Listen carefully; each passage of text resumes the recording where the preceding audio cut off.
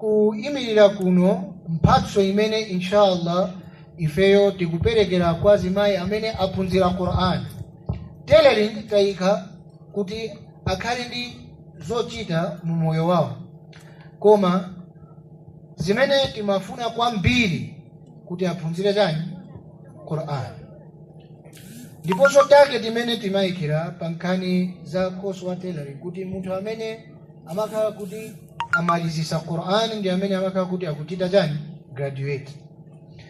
Ndi mphatso imene ifeyo kuchokera ku mbali ya madona kuthandizira kwa azimayi amene amalizisa tailoring. Inshallah kuyambira sabata wa ifeyo tithandizira kuti wina aliyense tipangira sponsor kuti aphunzire kuyendesa galimoto inshallah.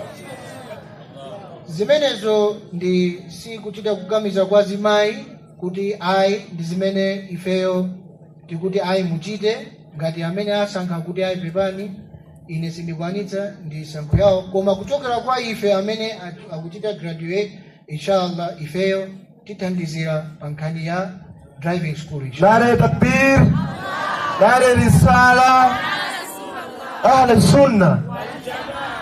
Ndiponso ma student amene amalizisa MSc tinatipa mu January tiyamba ndi college, koma chifukwa nyengo imene tikuyendera ife kunena za corona zimene zachitika the hostel yachedwaso, koma inshallah tipempha kwa ma student amene amalizisa MSc kuti onse amene akufuna kuti azipitiriza maphunziro ndi college wathu tufuna kuti tiike so target ina ya January kuti inshallah tiyamba ndi course